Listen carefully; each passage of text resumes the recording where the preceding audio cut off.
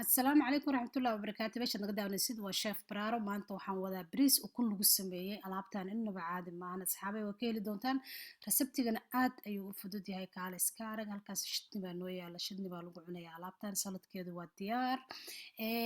waxaan samaysananaa marka hore maqlahan dabka saaranaynaa subag ayaan ku shubananaa subagana waa 50 gram weeye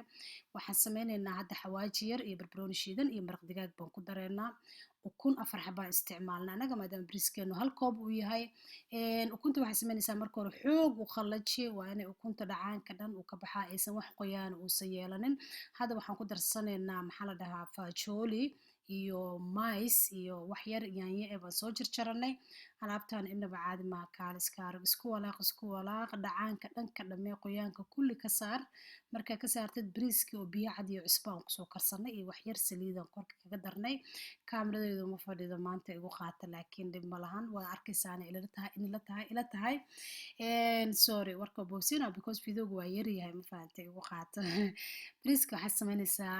xoog walaaq isdhex geli qudaartii iyo ukuntii iyo bariiskii markuu qalalo unbaad ka dejin kartaa asxaabay alaabtan inaba caadi ma ahan waa macaan kaale iska arag baradho iyo shikli baan ku cunaynaa annaga subag ayaan dabka saaranay hal qaado oo subag eh baradhadii ayaan u gudbaynaa hadeertaan waxaan sameynaynaa xawaajigii sidoo kale maraq digaagii xawaaji iyo barbarooni baan u isticmaalaynaa sidoo kale soya sauce baan wax yar ku darsanaynaa inta markaa isku walaaqadid oo kaala arag ee noqoto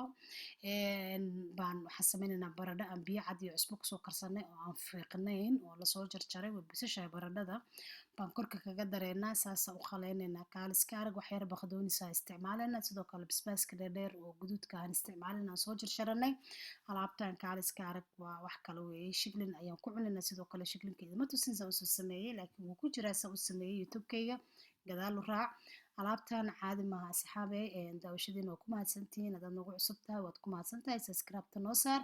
haddaad nala joogtay waad mahadsan tahay sidoo kale hanaga ilaawin inaad noo sheer garaysid oo like tiraahdid alaabtii shidni baan usoo samaysanay wax yar baqdoonisaan korka ka saaranay saladkiisu waa diyaar kaale iska arag alaabtan inaba caadi ma ahan baradhadii waa taasaa sidoo kale shiglin baa dhinacaas yaalo alaabtan ayada dhanba 5 daqiiqo wax macaan ku cunaa la dhahaa waa mahadsantihiin asxaabey daawasho wacan aad ayay u macaan tahay alaabtan